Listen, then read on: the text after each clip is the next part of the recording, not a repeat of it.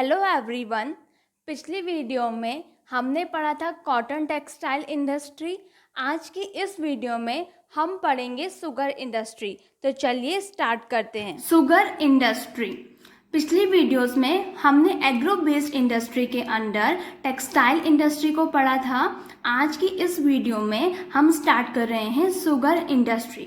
Sugar industry भी क्या है? एग्रो बेस्ड इंडस्ट्री का ही पार्ट है। एग्रो बेस्ड इंडस्ट्री के अंडर ही शुगर इंडस्ट्री आता है। अब sugar industry agro based industry क्यों है? क्योंकि शुगर इंडस्ट्री का जो रॉ मटेरियल होता है वो शुगर केन होता है। तो शुगर केन क्या है? एक एग्रीकल्चरल प्रोडक्ट है, इसीलिए शुगर इंडस्ट्री क्या हुई? एक एग्रो बेस्ड इंडस्ट्री हुई। तो स्टार्ट करते हैं। सबसे पहला पॉइंट है India second largest producer sugar.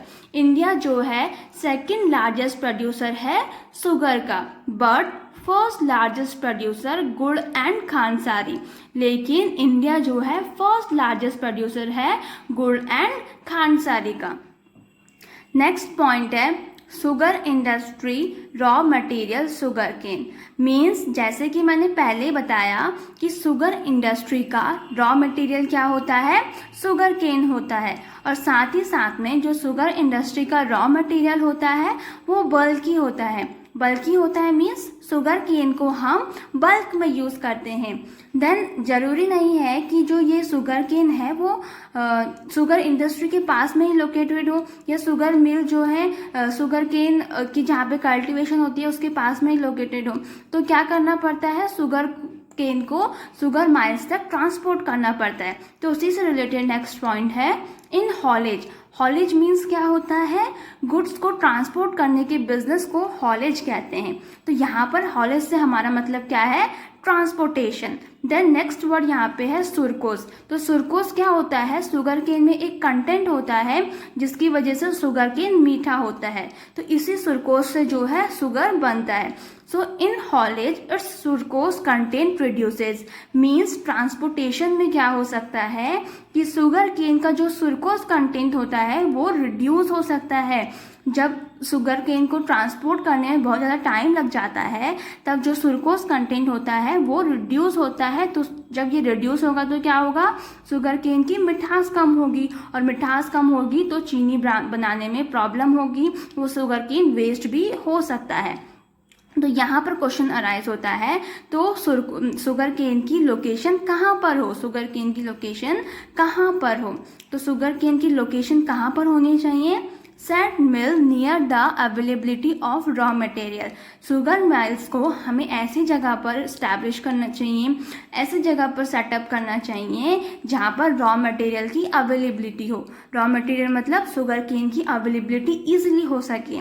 तो यहाँ पे हमें शुगर केन के कल्टीवेशन जहाँ पर होता है उसके पास ही शुगर मिल्स को, शुगर इंडस्ट्री को सेटअप करना चाहिए। नेक्स्ट पॉइंट है शुगर इंडस्ट्री की लोकेशन को लेकर। तो शुगर इंडस्ट्री की जो लोकेशन है 60% miles UP and Bihar. Means sugar industry या शुगर माइल्स 60% जो शुगर माइल्स हैं वो यूपी एंड बिहार में ही लोकेटेड हैं। इसका रीज़न क्या है? क्योंकि यहाँ पर गन्ने की खेती होती है, यहाँ पर शुगर केन की खेती होती है। और भी अदर स्टेट्स हैं जहाँ पर शुगर इंडस्ट्री लोकेटेड है, सेटअप है। और कौन कौन से स्टेट्स हैं? Maharashtra, Karnataka, Tamil Nadu, Andhra Pradesh, Gujarat, Haryana and Punjab.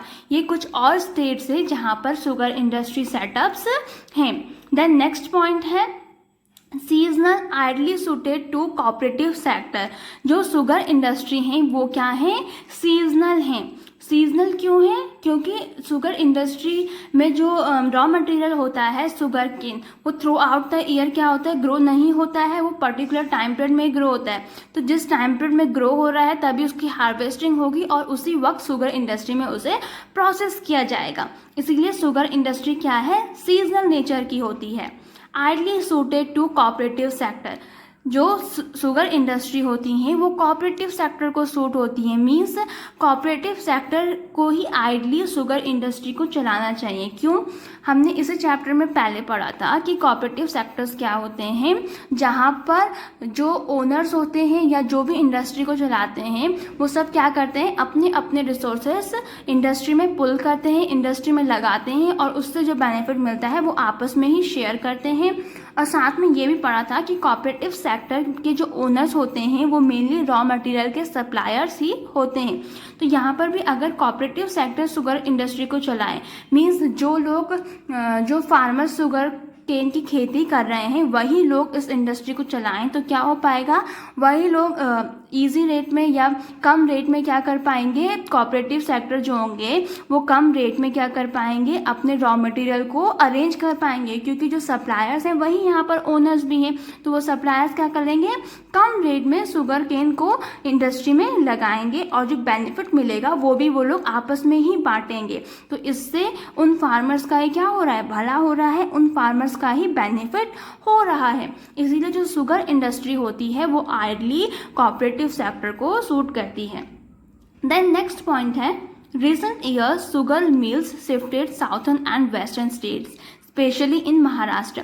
Recent years में मतलब हाल ही के ईयर्स में क्या हो रहा है कि जो शुगर माइल्स हैं वो साउथर्न एंड वेस्टर्न स्टेट्स में शिफ्ट हो रही हैं और स्पेशली महाराष्ट्र में शिफ्ट हो रही हैं।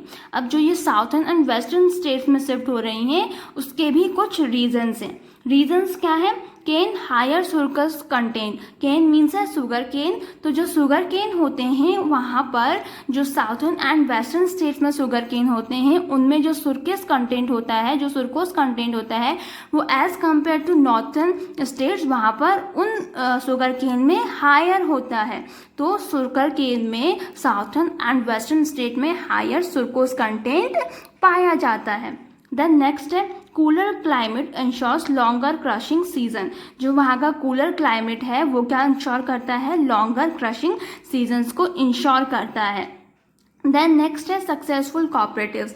जो साउथर्न एंड वेस्टर्न स्टेट्स हैं वहाँ पे कॉपरेटिव्स भी क्या है, सक्सेसफुल हैं। तो जैसे ऊपर वाले पॉइंट में हमने देखा कि जो शुगर इंडस्ट्रीज हैं वो कॉपरेटिव सेक्टर को ही सूट करती हैं, तो वहाँ पर ऑलरेडी सक्सेसफुल कॉपरेटिव्स स्टैब्लिश हैं जो कि शुगर केन इंडस्ट्री को, शुगर इंडस्ट्री को अंडरटेक कर सकती हैं। तो ये कुछ रीजंस हैं जिसकी वजह से साउथर्न एंड वेस्टर्न स्टेट्स में अब शुगर माइल्स शिफ्ट हो रहे हैं।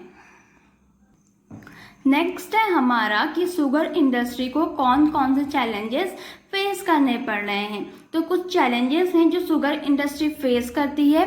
उसमें सबसे पहले है सीजनल नेचर इंडस्ट्री। जो शुगर इंडस्ट्री है वो क्या है, सीजनल नेचर इंडस्ट्री है। मींस जिस सीजन में शुगर केन ग्रो होते हैं वहाँ पर तो क्या होगा, एम्प्लॉयमेंट मिलेगा, बट बाकी के ईयर्स क्या होंगे, वर्कर्स को अनएम्प्लॉयमेंट रहेगा, वर्कर्स को कोई भी एम्प्लॉयमेंट नहीं मिलेगा। देन नेक्स्ट है old and inefficient method of production. जो शुगर इंडस्ट्री में हम मेथड यूज़ कर रहे हैं प्रोडक्शन के वो पुराने मेथड्स हैं और इनएफिशिएंट हैं, ज़्यादा एफिशिएंट नहीं है। हमको क्या करना है, न्यू मेथड लाना है जिससे हमारी प्रोडक्टिविटी इंक्रीज हो, जो हमारे लिए एफिशिएंट साबित हो। देन नेक्स्ट पॉइंट है ट्रांसपोर्ट डिले।